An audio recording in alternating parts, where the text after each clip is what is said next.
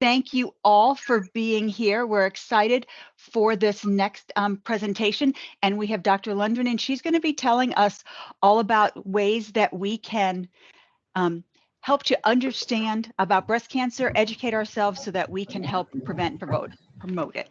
So I ask everyone if you will please turn off your mics and your cameras. Thank you. Good morning, everybody.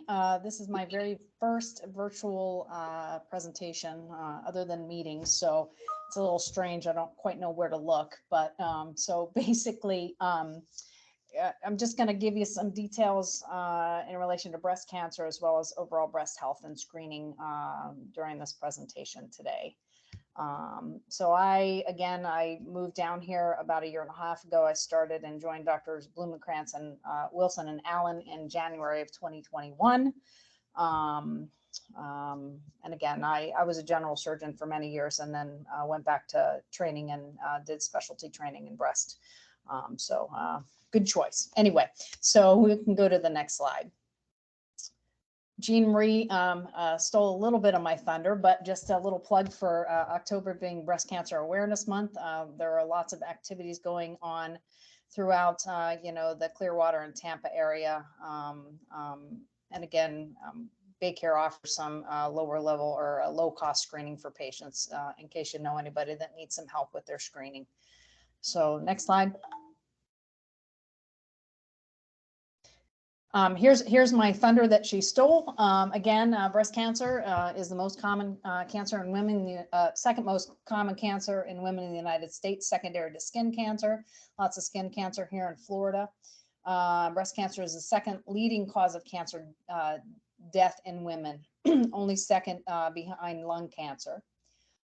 So these numbers come from the American Cancer Society from 2022. About 287,000 invasive breast cancers will be or have been diagnosed in 2022. Lesser number for ductal carcinoma in situ, about 51,000, and about 43,000 deaths from breast cancer expected in 2022. The death rate is highest amongst Black women. Some theories behind that is they tend to have a higher rate of what's called a triple negative cancer, which is a more aggressive subtype. And also there are some concerns about socioeconomic status and cultural issues that cause delay in diagnosis in the African-American population. Next slide.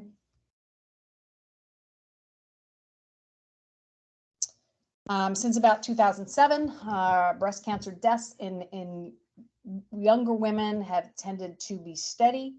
But that death rate has continued to decrease in the older population. From 2013 to 2018, the death rate went down by about 1% per year.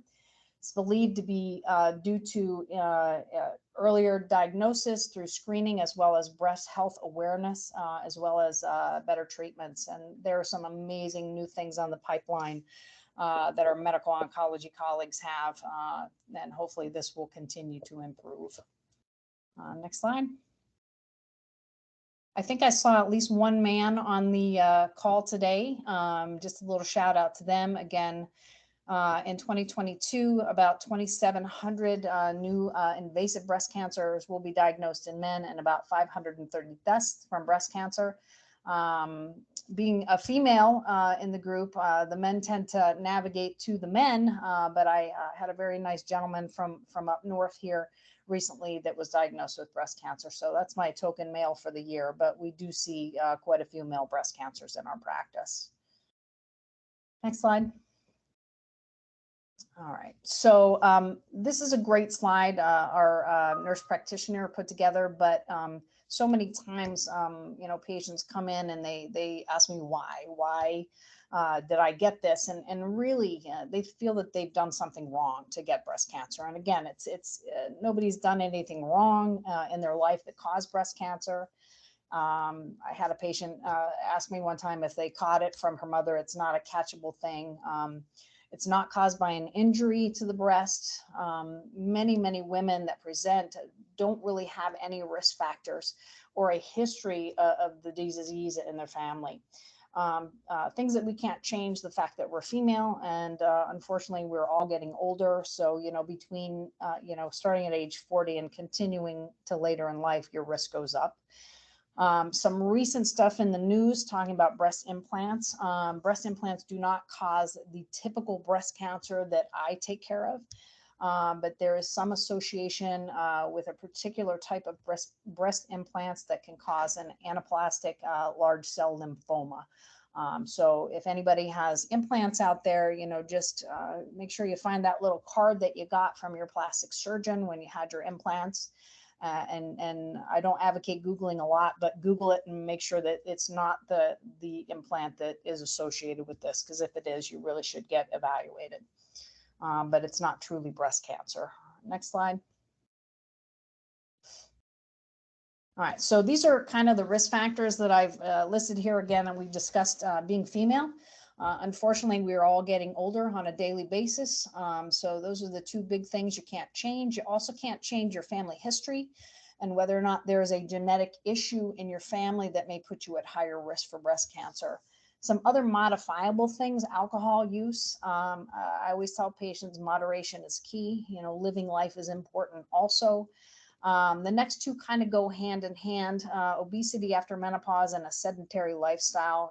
There's theory that there's a higher level of estrogen in women that are obese that have a higher adiposity rate. So if you're involved with a YMCA, hopefully you're healthy and working on your lifestyle factors.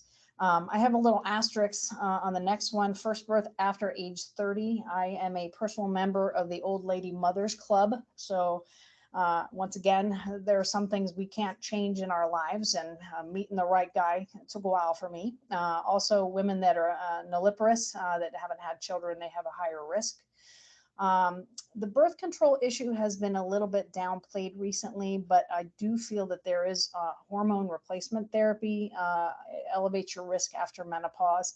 And again, that's very, very much of a lifestyle thing for patients too. And I think, patients just need to be informed that they would have a higher risk of breast cancer, but quality of life is very, very important for all of us. And just last risk factor that I list here, people that have had thoracic radiation, particularly in their youth, they have a higher risk of breast cancer. Next slide. And I'm sorry if I'm talking super fast. So just about screening.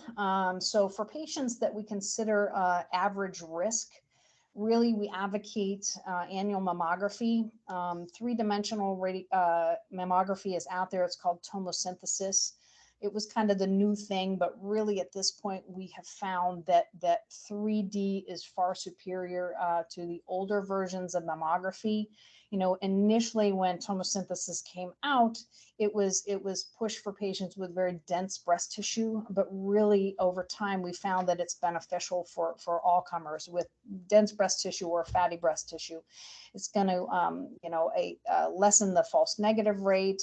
It can really pick up those cancers in that dense tissue that kind of hide in that tissue. So 3D mammography is key. Most insurances are on board with that now. Also kind of put underneath their screening ultrasound. Again, there's data out there to support for those really dense breasted women that screening ultrasound can be a good adjunct to mammography. I always push this with patients, that clinical encounter with your primary care physician or gynecologist is very important for that yearly examination. And also becoming self-aware of your own breast health by self-breast exams is very important too. Next slide. It's kind of funny that we made this slide black, but this is my controversial slide. So there, again, lots of controversy, all these different kind of subgroups in terms of American Family Physician Society, all those, they're all different ideas about what is appropriate screening. I've used this slide for several years. So this first one that I'm going to talk about, U.S. Preventative Task Force, the issue with them is it's very, very old data. And again, it's currently being updated, and it's been being updated since I've used this slide. They advocate for biennial every other year mammography between ages 50 and 74. individualized for that younger population. Potentially family history plays a role in this. And their concern when this came out many years ago was that we are over treating women. There are a lot of false positives and unnecessary biopsies. American College of Surgeons is a little bit better.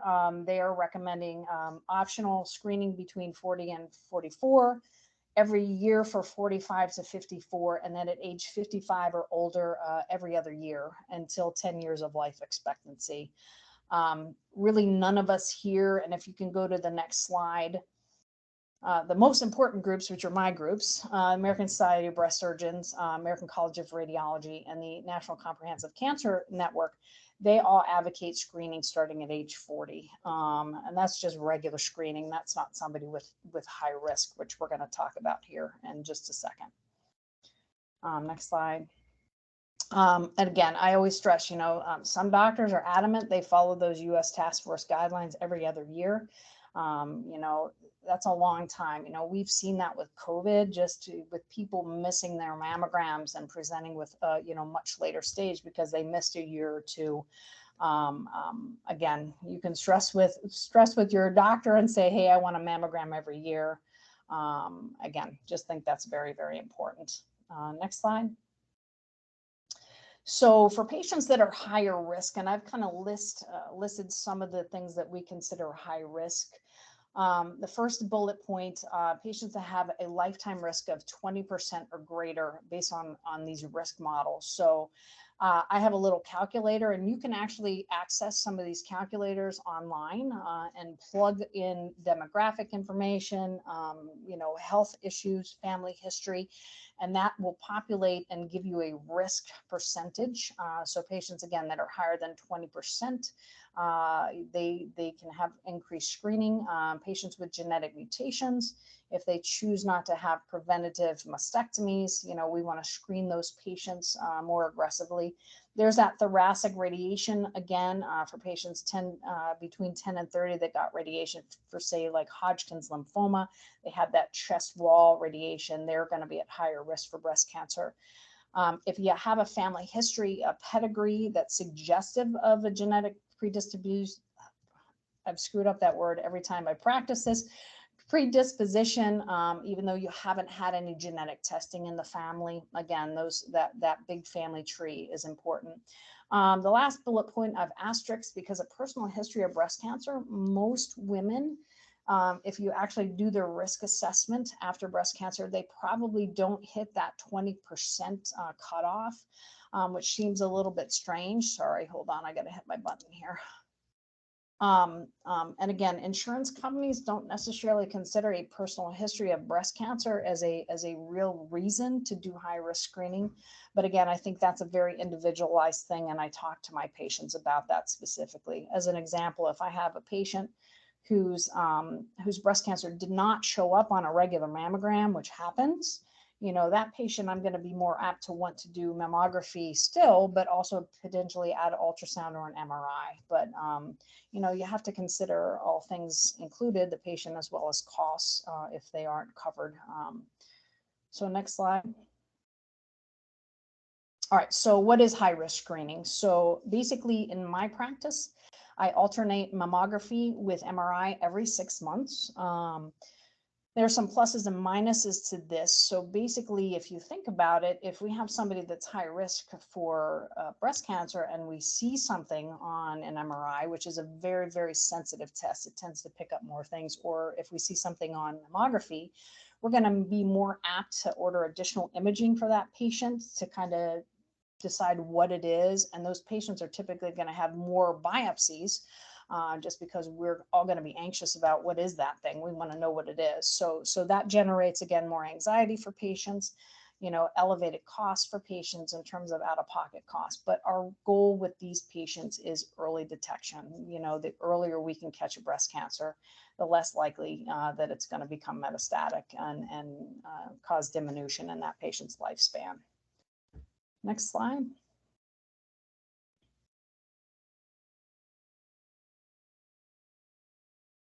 Jane Marie, can you go to the next slide? Oh, thanks. Sorry. Oh, okay. So again, discussion with your doctor, really important.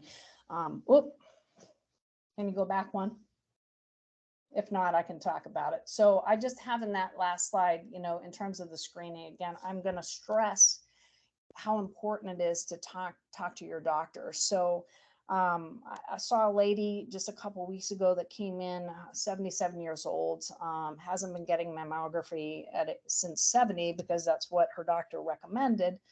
Unfortunately, I think if you're not doing mammograms on your patient, you have to do breast exams. And I think, unfortunately, a lot of the time those are not done through the primary care, and a lot of elderly women aren't seeing a gynecologist anymore. So I think it's so very important that if you're not doing screening mammogram, you have to be very diligent about getting breast exams. Anyway, next slide. In terms of, I think our next slide is self-exam, so breast awareness. I encourage patients, once a month, if you're premenopausal and you find something on your breast exam, you may want to wait a week just to get it a different cycle of your, a different week of your cycle, just in case it's breast tissue. But this is just an this is example of how to do that. You want to visually inspect your breasts. You want to raise your arms up. One thing at the bottom, squeezing the nipple. I'm not a big advocate of squeezing of nipples to check for nipple discharge. Most patients that have nipple discharge that's of concern to a breast surgeon, that discharge is spontaneous. It's going to come out on its own. A lot of time it'll be on a woman's night clothes or on their bra. So that's concerning discharge. But squeezing can kind of stimulate your brain to think about a baby trying to nurse, and it can cause some other issues. So no squeezing allowed. The last little circle down at the bottom, I do encourage for patients, especially larger breasted women, laying down in bed is a really good way to do your exam. You kind of raise your hand up over your head, and that flattens that breast tissue out. And when you do the breast exam, you have to push relatively firmly because you're feeling for lumps and bumps in there. And again, you can go in a circular pattern, side to side, up to down. Always kind of get up into your armpit, up into the axilla, because our breast tissue goes up that far. I've had patients that have presented with cancers way up near their collarbone, so you want to kind of check that entire chest wall. All right, next slide.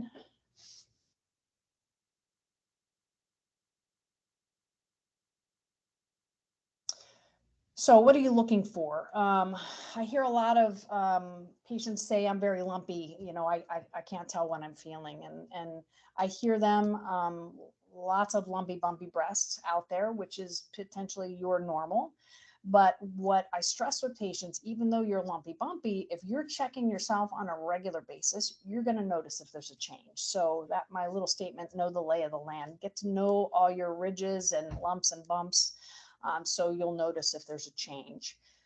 You're looking for rashes, skin changes, redness of the breast. I have some examples on the next page. Again, the nipple discharges that we talked about. Again, most people, if they have had children in particular, in that younger age group, if they squeeze the nipple, you're going to get some normal physiologic drainage. Normal is yellow, is green, is white. You start to run into an issue with discharge when it's spontaneous. Typically, it comes from one duct on one side. It's bloody or actually clear, serous yellow fluid. Those are examples of discharge that are not normal.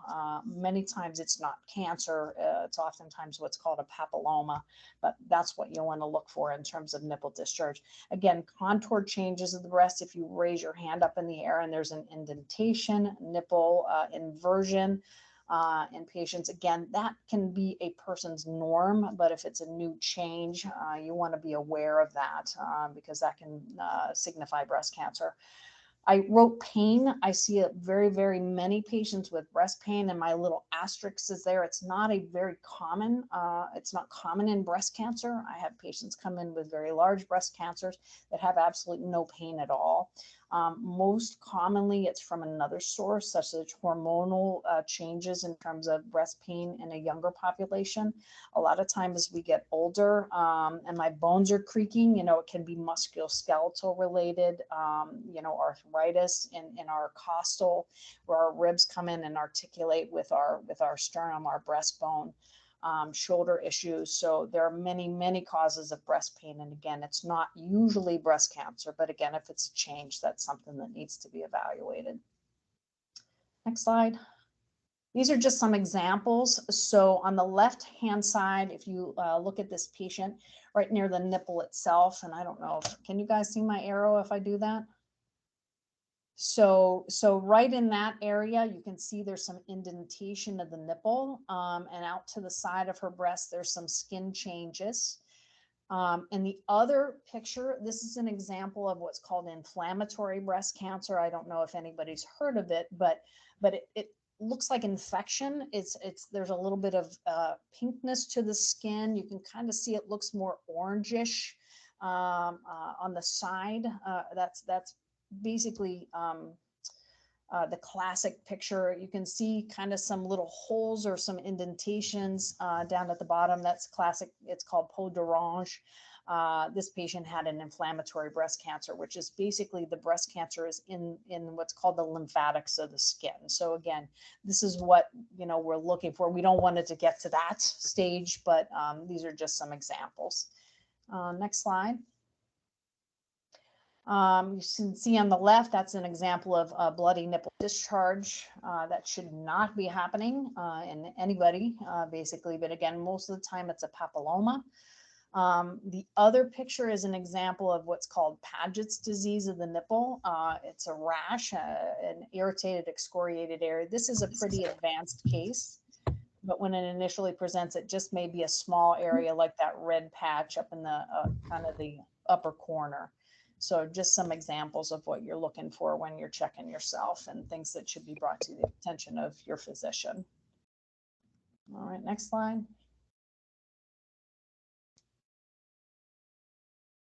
So basically, what do you do if you find a lump or find one of those other things? Obviously, you want to get a hold of your primary care physician and or your gynecologist. At that point, the imaging isn't considered screening anymore. So it's called diagnostics. So we're going to actually address that problem. Some patients will end up needing a biopsy, either an image-directed biopsy or such as those skin lesions. Those patients, I just did biopsies of them in the office. You may need referral. Of course, this is a little plug for a fellowship trained breast surgeon, but I was a general surgeon for many, many years before I did my fellowship, and I still took care of people pretty well. But of course, we have to put a little plug in for our specialty. One thing I want to stress with patients, there has to be follow-up to the point where the problem is solved. So, if you have a lump you can feel and you go and you have a mammogram and an ultrasound and it's normal, that's not necessarily the end, because not every cancer is going to show up on imaging. So there has to be some reason for that lump to be there. So I think, again, that's an important reason to be sent to a specialist for an exam at that point. Same thing with nipple discharge. A lot of the time, those patients that have nipple discharge, they have normal imaging.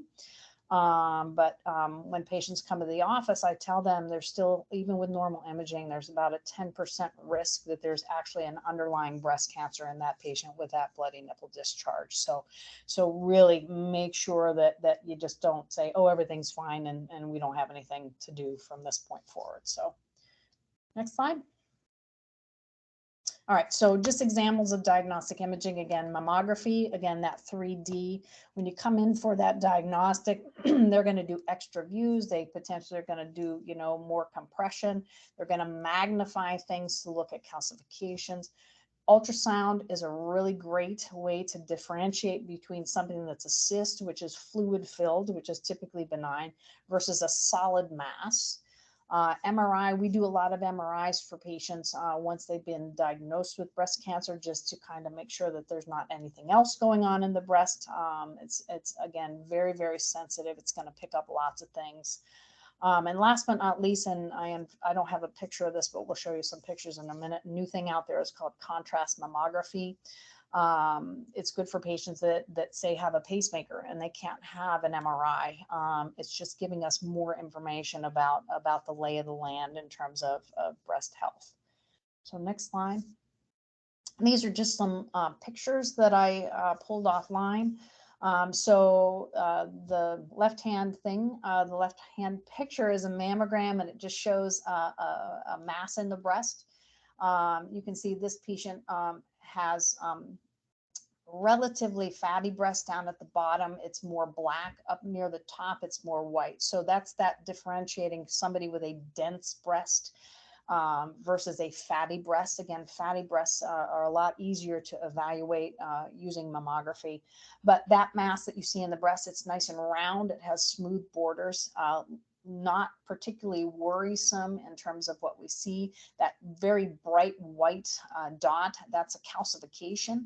A calcification like that, again, is not a concerning calcification. You worry more about little tiny calcifications that are grouped and clustered, not necessarily that. Some pictures of ultrasound. The one on the top is actually a cyst. It's a fluid filled thing. Again, looks very much like the mammogram picture, nice and round and smooth. The thing on the bottom is a fibroadenoma. Again, that's a solid mass. You can see the difference between those two. Fibroadenomas, again, are typically benign, but again, they have kind of a classic appearance. So next slide.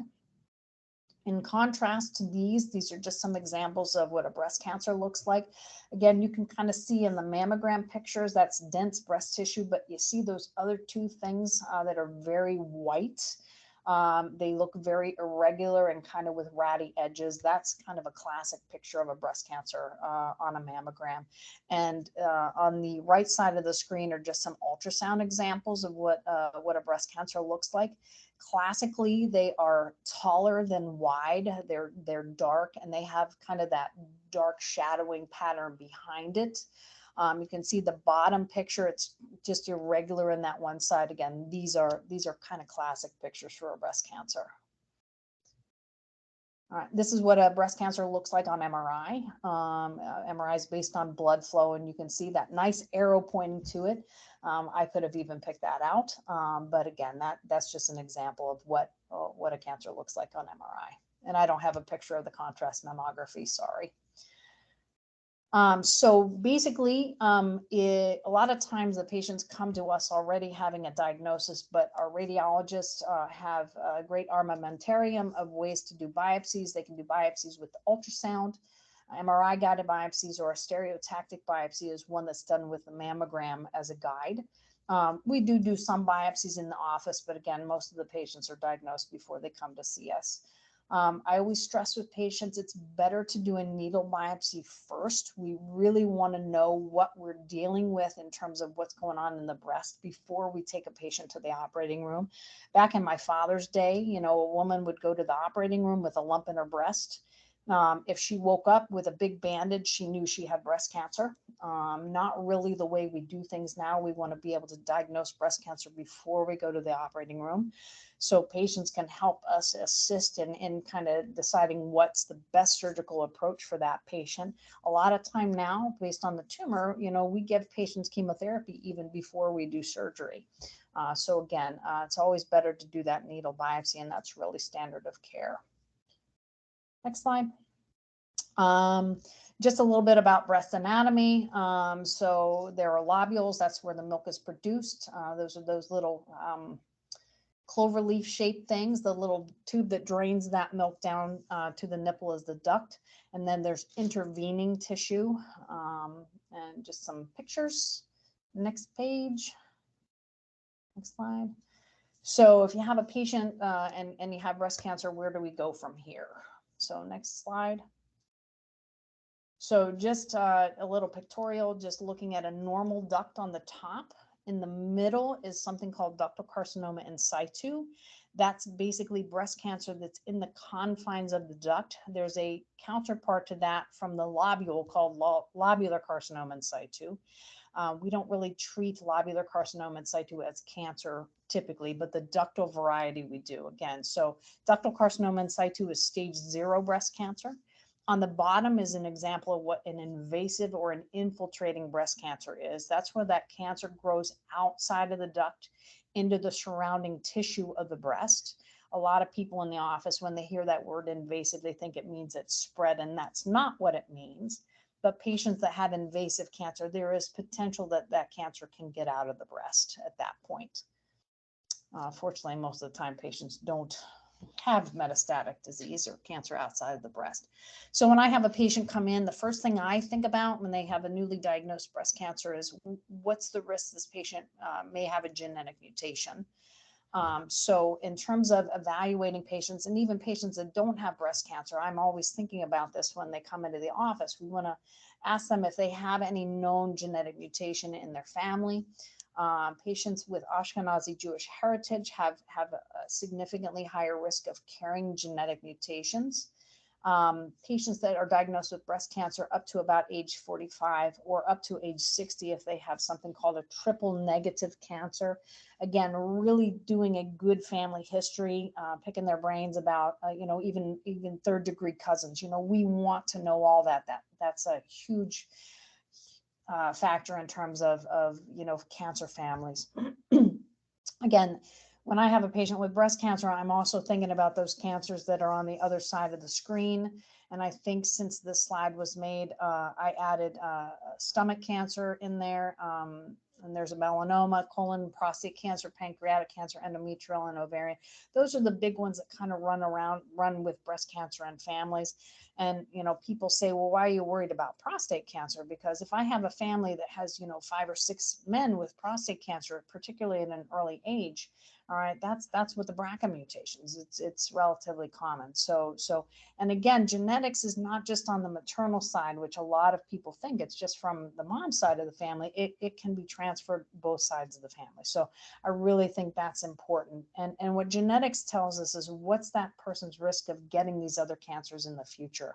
Most of the time, we're dealing with that patient's cancer, and that's the big threat to their life at the moment. But what genetics tells us, it helps us determine, what's the risk of getting cancer again, and all these other organs too. Next page, next slide.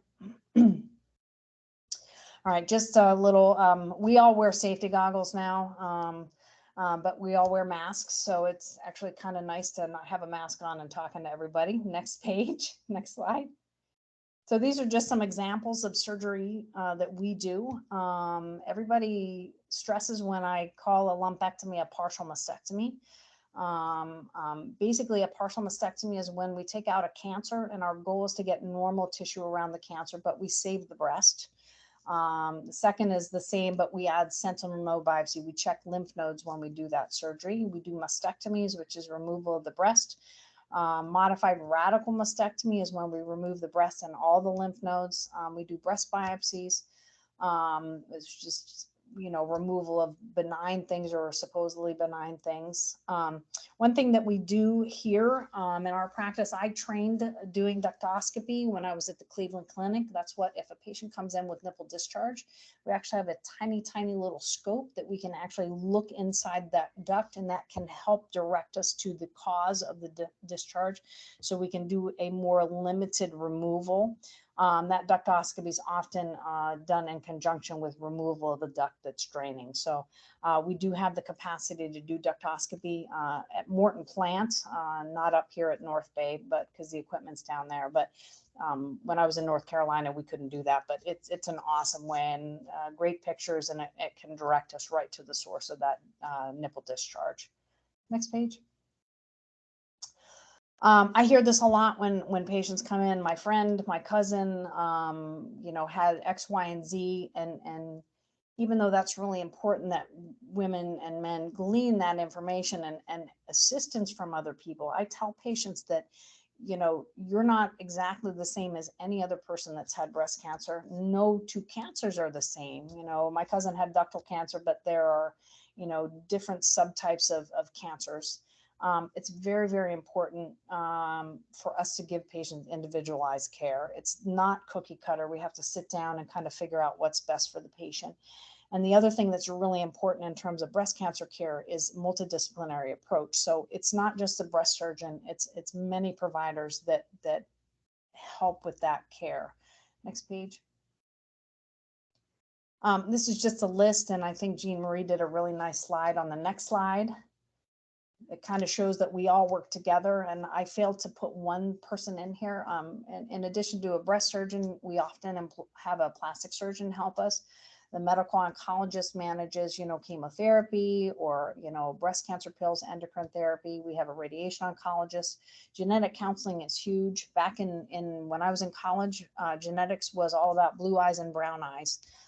Markedly different than it used to be. A lot of the times patients will need physical therapy and or lymphedema therapy after they have their surgery. Nutrition is huge, especially in patients that are undergoing chemotherapy.